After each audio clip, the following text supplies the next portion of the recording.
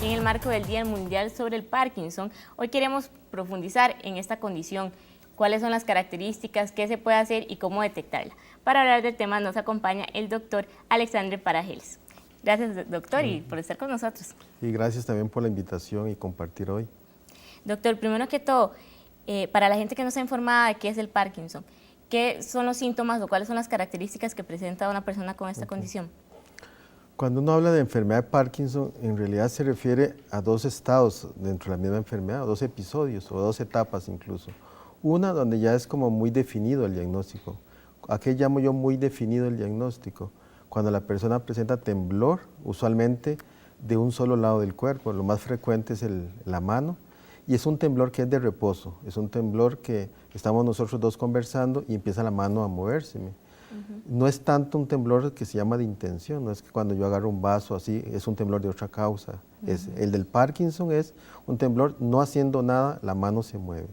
Los otros síntomas son mucha lentitud. Las personas, por ejemplo, le dicen a uno, doctor, estoy en la cama, vieras cómo me cuesta girar y levantarme, o una silla, o incluso, sobre todo, cuando son muy bajas las sillas, es donde más se les dificulta. Entonces, vea que estamos hablando de un temblor de una mano en reposo, un solo lado, y luego mucha lentitud, mucha rigidez. Eso es lo que uno llama ya la etapa más definida, uno prácticamente le es más fácil el diagnóstico. Pero hay síntomas años antes o signos tempranos, y algunos de ellos son muy frecuentes en la población, entonces no hay que asustarse porque no significa que es Parkinson, pero nosotros lo vemos anticipándonos. ¿Cuáles son? Disminución del olfato. Eso se considera un signo temprano en algunas personas con Parkinson. Cuando hablamos de temprano, ¿a qué edad podríamos decir? Normalmente la enfermedad se manifiesta alrededor de los 50 y sobre todo después de los 60 años. Eso es lo más frecuente. Sin embargo, 10 o 15 años antes pueden empezar con síntomas que uno lo relaciona con otra cosa. Disminución del olfato, estreñimiento y un fenómeno que actualmente se le da cada vez más importancia, que es aquellas personas que estando dormidas viven el sueño, incluso lo viven de tal forma que golpean, digamos, a la pareja. Entonces, puedes creer lo que llamamos sonámbulo. No, el concepto se llama yo estoy viviendo un sueño, como si a mí me estuvieran persiguiendo en mi sueño. Y entonces, en este caso, mi esposa me ve que yo levanto un pie, que estoy jadeando, que estoy corriendo, y un momento a otro, si yo en mi sueño iba a patear, digamos, un objeto así, puede ser que la patee ella y la golpee. Eso se llama un trastorno del comportamiento durante el sueño. Es vivir un sueño en forma violenta, y esos episodios se ven con frecuencia en personas que 10 o 15 años después pueden desarrollar una enfermedad de Parkinson. ¿Qué podríamos hacer? Porque estas señales de alerta que usted menciona pueden presentarse cotidianamente o pueden atribuirse a otras enfermedades. Entonces, ¿a qué edad se podrían tal vez consultar al médico para prever? Okay. En general, ¿cuándo uno debería sospechar enfermedad de Parkinson y cuándo consultar? Bueno, en realidad casi siempre es cuando se empiezan los primeros síntomas, porque estos que yo le hablaba antes se da también en otras situaciones. ¿Quién no pierde el olfato? ¿Quién no tiene estreñimiento? Y ahí es poco probable. Donde yo sí consultaría en forma temprana es si yo tengo familiares con enfermedad de Parkinson y empiezo a tener lentitud motora. O sea que mi escritura, y eso es algo característico, empieza a hacerse más pequeña. Entonces, si llega una maestra, usa la pizarra o escribe un cuaderno y la letra cada vez se hace más pequeña, incluso sin temblor, letra pequeña es un signo temprano de enfermedad de Parkinson. Entonces, ¿cuándo consultar? Si la letra me cambia. También se recomienda, si yo empiezo a caminar y un brazo, aunque no tiemble, pierde el balanceo normal. Entonces, uno siente o le dicen, ¿por qué no me mueve el brazo igual que el otro? La pérdida del balanceo del brazo es otro signo que hay que tomarle atención. Entonces, ¿cuándo consultaría? Aquellos síntomas que pudieran sugerir inicio de la manifestación. En el temblor, las personas van a consultar porque eso siempre les va a llamar la atención y prácticamente tarde o temprano el médico la va a ver. Generalmente, me dice usted, como más común es de brazo, pero pueden ser otros miembros del cuerpo. Sí. Normalmente la enfermedad de Parkinson tiene una característica, empieza en un solo lado.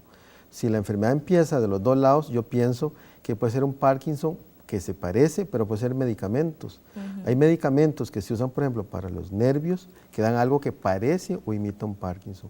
Pero el Parkinson que se conoce como el Parkinson idiopático, lo más frecuente es aquel que empieza en un lado del cuerpo, casi siempre en la mano, pasa el tiempo, agarra la pierna, pasa el tiempo para agarrar la cabeza, la voz, casi siempre hablan como con un tono muy bajo, que apenas uno les escucha el sonido. Estoy hablando del trastorno de la voz del Parkinson. Y conforme pasa el tiempo afecta el lado contrario de donde empezó, pero siempre predomina donde empezó el temblor o donde empezó la rigidez. En otras palabras, Parkinson es un cuadro que empieza de un lado y siempre va a predominar los síntomas, aunque se vaya al lado contrario. ¿Cuáles son los rasgos que ponen en riesgo a ciertas poblaciones, verdad?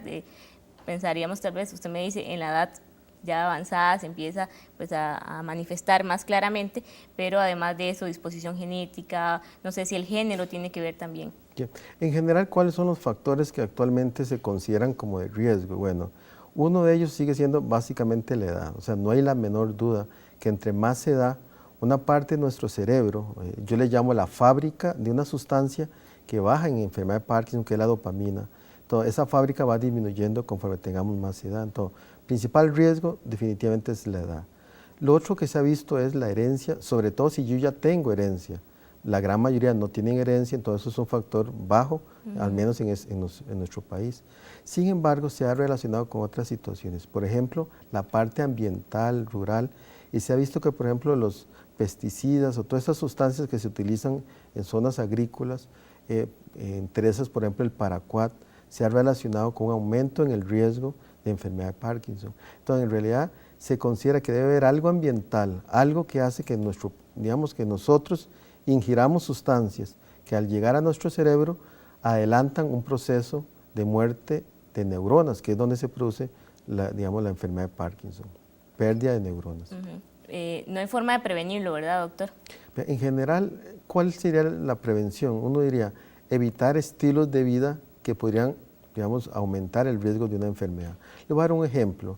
Hace muchos años en Estados Unidos los drogadictos usaban una sustancia que se inyectaban en la vena y les daba enfermedad de Parkinson. Era algo muy semejante a la heroína. Entonces, ¿cómo se iba a prevenir? Bueno, no utilizando sustancias ilícitas del tipo, de la cocaína y la heroína en especial. ¿Cómo otras cosas podríamos prevenir? Utilizando, en las zonas agrícolas, una serie de medidas en que no nos expongamos a ingerir aguas contaminadas, sobre todo con agroquímicos, porque eso también se ha visto que puede aumentar el riesgo. Y después, en general, es tener estilos de vida saludable, porque yo puedo tener Parkinson, pero empiezo a tener, una presión arterial no controlada, una diabetes no controlada, eso puede dañar mi cerebro y aumentar el riesgo de tener otras causas adicionales. Doctor, ¿algún número de teléfono por si la gente que nos ve en casa está interesada en consultar con usted sobre este tema? Ok, el teléfono mío es el 2-522-1000, ese es lo que llamamos un centro de llamadas, entonces ahí dicen, bueno, quiero una consulta con el neurólogo, y ya sea con mi persona o con el neurólogo que esté en esta clínica. Bueno, muy bien, muchas gracias por aclararnos estas dudas, doctor. Ok, un gusto.